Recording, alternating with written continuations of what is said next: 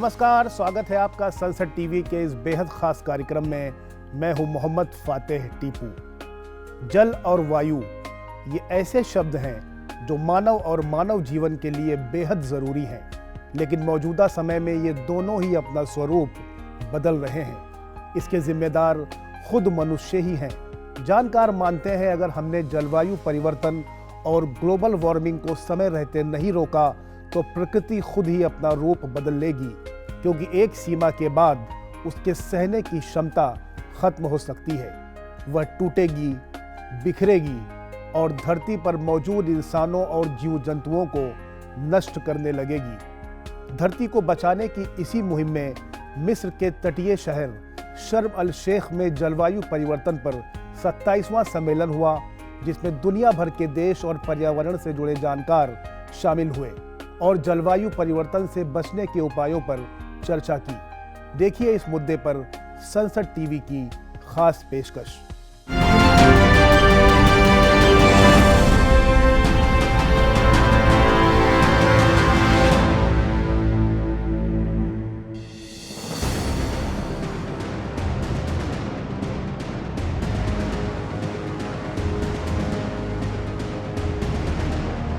पृथ्वी और प्रकृति पर बढ़ते मानवीय हस्तक्षेप के कारण दुनिया का तापमान लगातार बढ़ रहा है, जिससे जलवायु में हो रहा परिवर्तन अब मानव जीवन के लिए खतरा बन चुका है।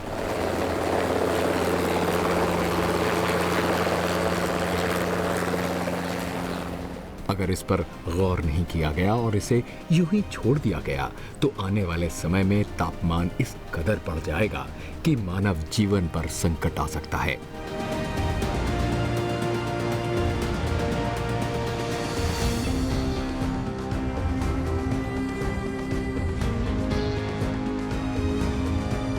भयावह सूखा पड़ सकता है,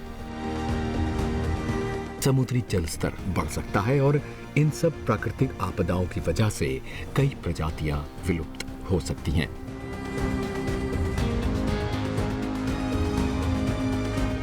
जलवायु परिवर्तन से निपटना एक बड़ी चुनौती बन चुका है, लेकिन इस चुनौती से निपटने के लिए कुछ संभावित समाधान भी हैं।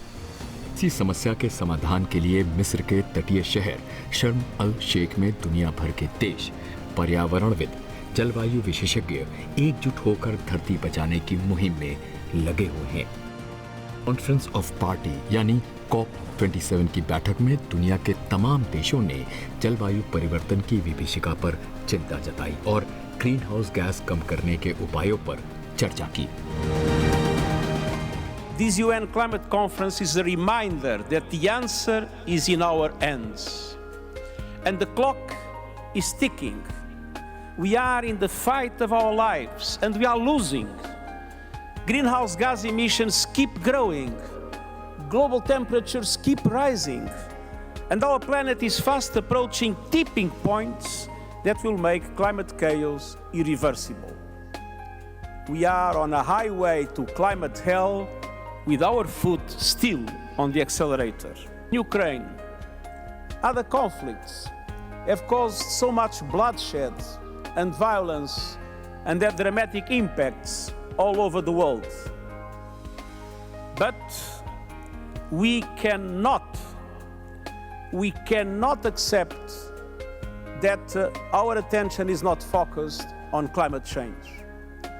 We must of course work together to support peace efforts and end the tremendous suffering. COP27 पर बात करने से पहले समझते हैं कि संयुक्त राष्ट्र जलवायु परिवर्तन सम्मेलन क्या है। संयुक्त राष्ट्र जलवायु परिवर्तन सम्मेलन हर साल होता है। इसमें दुनिया भर की सरकारें वैश्विक स्तर पर जलवायु परिवर्तन रोकने के लिए उठाए जाने वाले कदमों पर चर्चा करती हैं। 1992 में ब्राजील के रियो डी जेनेरो में पर्यावरण और विकास के मुद्दे पर पृथ्वी सम्मेलन के दौरान जलवायु परिवर्तन पर UN फ्रेमवर्क पारित किया गया और इसके लिए समन्वय संस्था UNFCCC स्थापित की गई। इसका full form United Nations framework convention on climate change है। कॉप के इतिहास की बात करें तो कॉप का पहला सम्मेलन 1995 में बर्लिन में आयोजित हुआ था। 1997 में क्योटो प्रोटोकॉल के तहत पहली बार उत्सर्जन कटौती पर संधि हुई। 2005 में क्योटो प्रोटोकॉल प्रभाव में आया। 2007 में विकसित और विकासशील देशों को शामिल करने पर सहमति बनी। 2009 में कोपेनहेगन में क्योटो प्रोटोकॉल पर तकरार के बीच वोटिंग हुई। 2010 में कैंकन में नए उत्सर्जन लक्ष्य पर सहमति नहीं बनी। 2011 में अमेरिका और भारत का उत्सर्जन कटौती पर हस्ताक्षर से इनकार हुआ। फिर 2015 में तापमान वृद्धि को 1.5 डिग्री पर सीमित रखने के लिए पेरिस समझौता हुआ। UNFCCC एक वैश्विक समझौता है जिस पर अब तक 197 देशों ने हस्ताक्षर किए हैं, जिसका मकसद वायुमंडल में ग्रीन हाउस गैसों के उत्सर्जन को नियंत्रित करना है। 1992 में framework convention on climate change UNFCCC की स्थापना हुई थी ब्राजील रियो में, और उसके बाद से 1992 के बाद से आज हम 2022 में 30 साल में ये 27वीं मीटिंग है। और ये शर्म अल शेख में मीटिंग है, इजिप्ट में मीटिंग है, और इसको एक तरह से आप अफ्रीकन कॉप भी कह सकते हैं। अफ्रीका का मीटिंग है ये विकासशील देशों की मीटिंग है। विकासशील देशों के जो एजेंडा हैं उन पे काफ़ी यहाँ पे इम्पोर्टेंस दी जा रही है, महत्व दिया जा रहा है। एक जो बहुत बड़ा मुद्दा निकल के आया है शर्म अल शेख में, वो है लॉस एंड डैमेज का, जहाँ की डेवलपिंग कंट्रीज़ ये डिमांड कर रही हैं कि डेवलप्ड कंट्रीज़, विकसित देश, लॉस एंड डैमेज की भरपाई करने के लिए डेवलपिंग कंट्री को पैसा दें। आज के दिन में पिछले कुछ सालों में ये देखा गया है कि क्लाइमेट चेंज के कारण जो हानि हो रही है डेवलपिंग कंट्री को, चाहे वो बाढ़ से हो या सूखा से हो, वो अब डेवलपिंग कंट्री को झेलना मुश्किल हो रहा है और उनको अब रिसोर्सेज की ज़रूरत है। और शर्म अल शेख में यही डिमांड है डेवलपिंग कंट्रीज का कि वो रिसोर्स डेवलप्ड कंट्रीज से आए। जलवायु पर होने वाली ज्यादातर चर्चाओं में कृषि और खाद्य को हमेशा नजरअंदाज किया गया। जलवायु परिवर्तन के लिए कुल सार्वजनिक फंडिंग में सिर्फ 3% ही कृषि और खाद्य के लिए होता है। हालांकि ये सेक्टर लगभग 1/3 ग्रीन हाउस गैस उत्सर्जन के लिए जिम्मेदार है, लेकिन ये पहला सम्मेलन है जिसमें खाद्य और कृषि पर अधिक फोकस किया गया है। कॉप में पहली बार ऐसा मौका है जब जलवायु परिवर्तन के साथ साथ खाद्य प्रणाली और कृषि पर भी चर्चा हुई। ये आयोजन ऐसे समय पर हुआ जब यूरोप, अमेरिका और अफ्रीका सूखे के दौर से गुजर रहे हैं। भारत में भी लू और हीट वेव ने गेहूं की फसल को बुरी तरह से प्रभावित किया है। पाकिस्तान और चीन में सूखे और बाढ़ ने तबाही मचाई है। ये घटनाएं इस बात का सबूत हैं कि किस तरह मौसमी आपदाएं फसल उत्पादन पर बुरा असर डाल रही हैं। इनका उत्पादन खतरे में है। इजिप्ट में हुए COP27 की दिलचस्प बात यह भी रही कि कई विकसित देश क्लाइमेट चेंज को गंभीरता से नहीं लेते रहे, लेकिन अब वो जिस तरह से इसके असर से जूझ रहे हैं उसको लेकर उनका रुख भी गंभीर नजर आया। लॉस एंड डैमेज का मुद्दा विकासशील देशों का मुद्दा है, और वो अब विकसित देशों से ये डिमांड कर रहे हैं कि जलवायु परिवर्तन के कारण जो उनके लॉस हो रहे हैं, चाहे वो बाढ़ से हो या सूखे से हो या साइक्लोन से हो, उसका भरपाई कौन करेगा।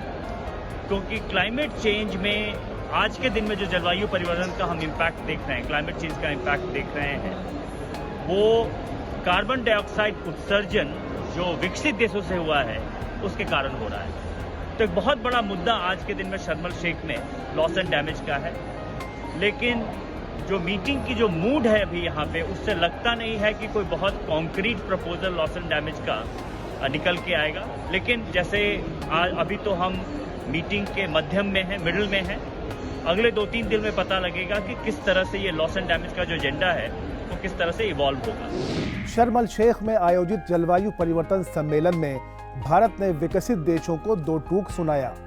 भारत का मानना है कि कार्बन उत्सर्जन से जो विकासशील देशों को नुकसान हुआ है उसकी भरपाई विकसित देश करे। शर्म अल शेख में भारत ने अपने पक्ष को रखते हुए कहा कि अगर धरती को विनाशकारी परिवर्तनों से बचाना है तो विकासशील देशों के पास धन और प्रौद्योगिकी अवश्य होनी चाहिए। इसके लिए विकसित देशों को अपनी जिम्मेदारी का एहसास होना जरूरी है। केंद्रीय पर्यावरण, वन और जलवायु परिवर्तन मंत्री भूपेंद्र यादव ने इस सम्मेलन में जलवायु वित्त विषय पर मंत्रियों के उच्च स्तरीय संवाद में ये बात कही। जलवायु वित्त संबंधी मामले पर चिंता व्यक्त करते हुए उन्होंने कहा कि सन 2020 तक अलग अलग स्रोतों से $100 अरब जुटाने की विकसित देशों की वचनबद्धता अभी तक पूरी नहीं की जा सकी है, जबकि ये बहुत छोटी रकम है। उन्होंने ये भी कहा कि विकासशील देशों की वर्तमान आवश्यकताओं की पूर्ति के लिए खरबों रकम की आवश्यकता है। उन्होंने कहा कि जलवायु वित्त के लिए धन की आवश्यकता के बारे में अभी कोई सहमति ही नहीं बनी है। भूपेंद्र यादव ने कहा कि पारदर्शिता और विश्वास इस मामले पर सभी बहुपक्षीय वार्ताओं के लिए महत्वपूर्ण है। उन्होंने कहा कि जलवायु परिवर्तन संबंधी वित्तीय व्यवस्था की स्पष्ट परिभाषा से पारदर्शिता और विश्वास को बढ़ावा मिलेगा, जो रचनात्मक बातचीत के लिए महत्वपूर्ण है। उन्होंने कहा कि जलवायु परिवर्तन संबंधी वित्तीय व्यवस्था की सार्थक परिभाषा निर्धारित करने के लिए आगे काम करने की जरूरत है।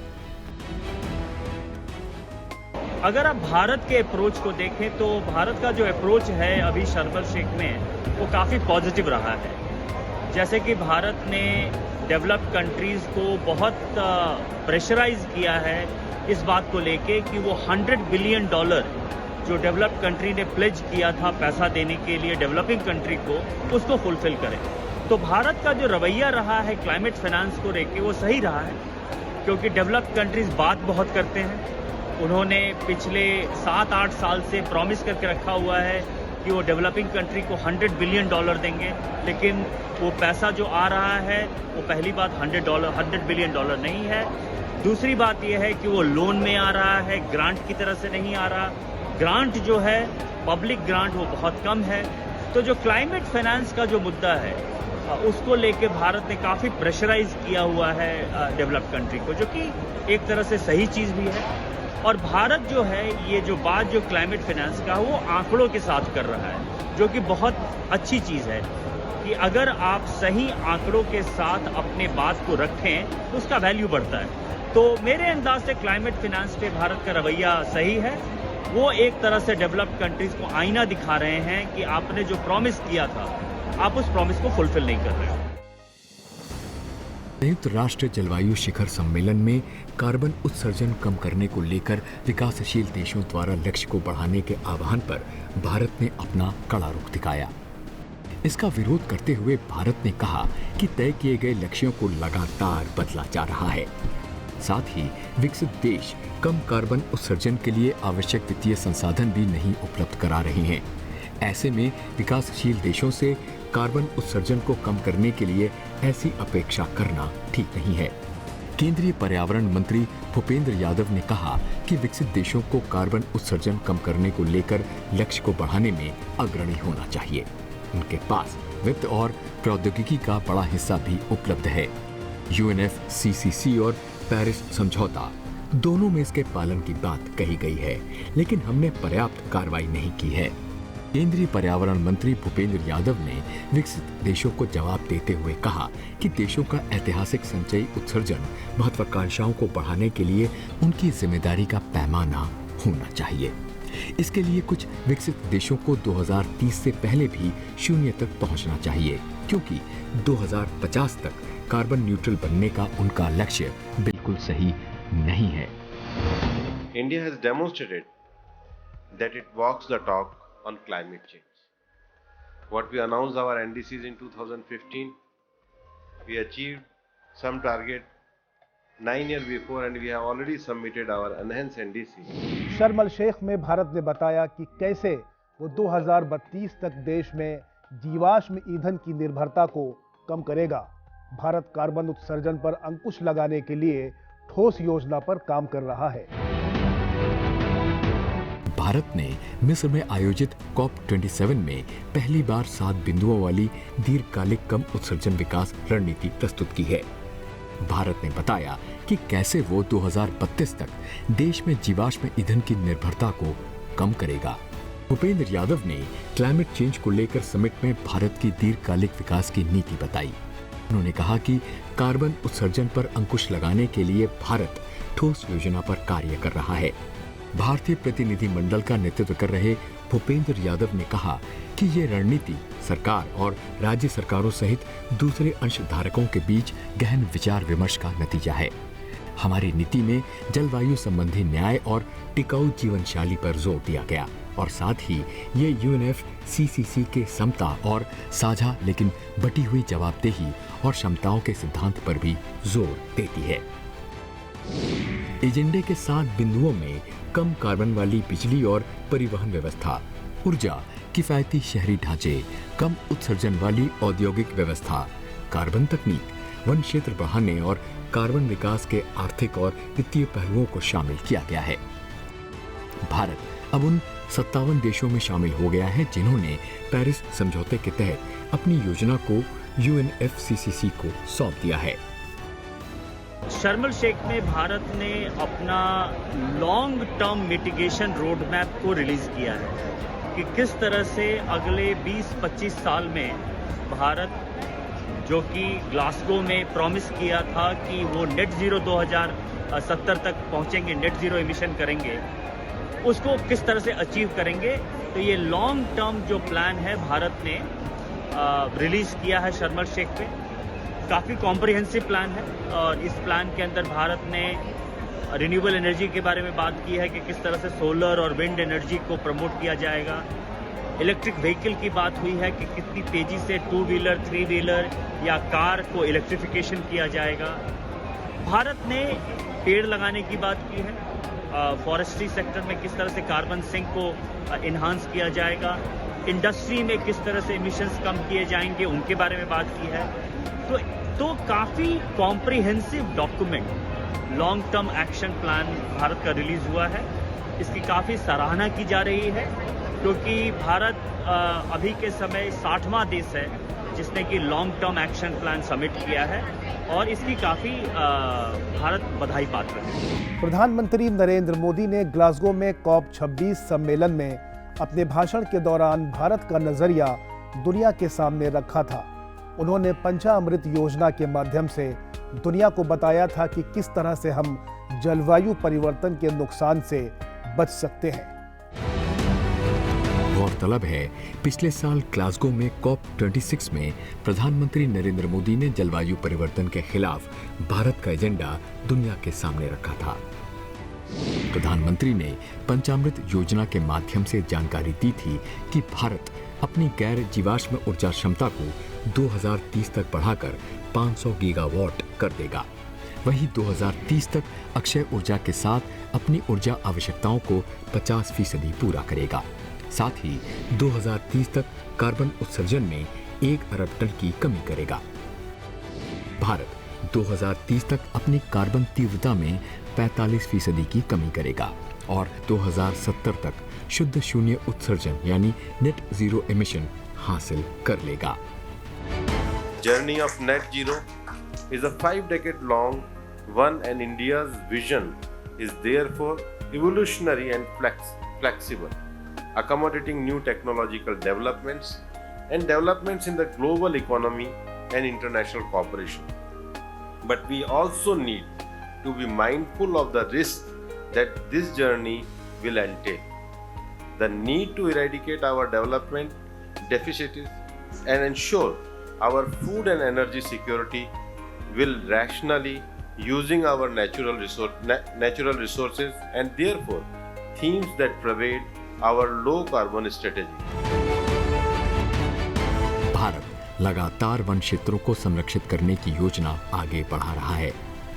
साल 2030 तक वन और वृक्षों के कारण प्राकृतिक रूप से 2.5 से 3 बिलियन टन अतिरिक्त कार्बन उत्सर्जन को कम करने की NDC की प्रतिबद्धता को पूरा करने की दिशा में प्रयास किया जा रहा है।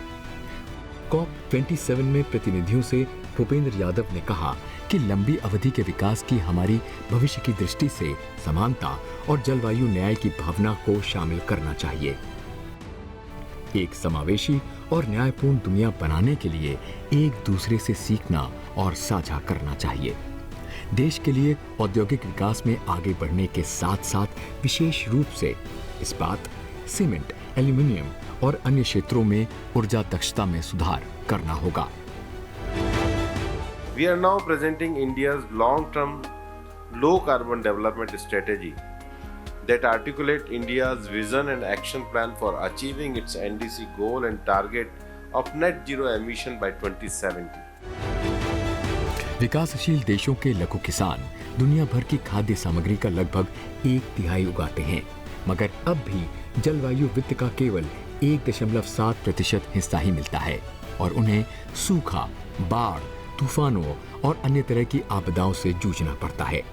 कुछ ऐसी ही भावनाएं मिस्र के शर्म अल शेख में चल रहे UN जलवायु सम्मेलन COP27 में देखने को मिली, जब इस सम्मेलन का ध्यान जलवायु अनुकूलन, कृषि और खाद्य प्रणालियों के अहम मुद्दों की तरफ मुड़ा। वहां मौजूद विशेषज्ञों ने यह महसूस किया कि उन्हें ग्रामीण आबादी को चरम मौसम की घटनाओं के प्रति सहनशीलता निर्माण और बदलती जलवायु के अनुकूलन में मदद करने की आवश्यकता है। यदि ऐसा नहीं किया गया तो हम सिर्फ एक संकट से दूसरे संकट में प्रवेश कर जाएंगे।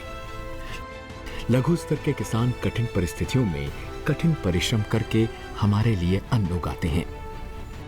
जलवायु परिवर्तन दस्तक दे चुका है। ग्रीन हाउस गैस उत्सर्जन में कटौती और वैश्विक तापमान वृद्धि की गति को धीमी करने के लिए हर संभव प्रयासों से इतर देशों को जलवायु परिवर्तन के नतीजों का सामना करने के लिए खुद को ढालना होगा, ताकि आम लोगों की सुरक्षा सुनिश्चित की जा सके। इसका असर इस बात पर भी निर्भर करता है कि कौन सा देश किस भौगोलिक क्षेत्र में है और किन आपदाओं की चपेट में आ सकता है, जैसा कि आग लगने की घटनाएं, बाढ़ और सूखा, अत्यधिक गर्मी या सर्दी, या फिर समुद्री जलस्तर में वृद्धि। COP26 सम्मेलन के दौरान प्रतिनिधियों ने एक प्रस्ताव पारित किया था, जो कि पेरिस समझौते में स्थापित वैश्विक अनुकूलन लक्ष्य पर आधारित है। इस योजना के माध्यम से समुदायों और देशों द्वारा अपनाए जा रहे अनुकूलन उपायों को मुहैया कराना है, ताकि दुनिया को जलवायु परिवर्तन की विभीषिका से बचाया जा सके। UNFCCC का स्पष्ट रूप से मानना है कि मौजूदा और भावी जलवायु जोखिमों से निपटने के लिए वित्त पोषण के स्तर में बड़ी वृद्धि किया जाना जरूरी है।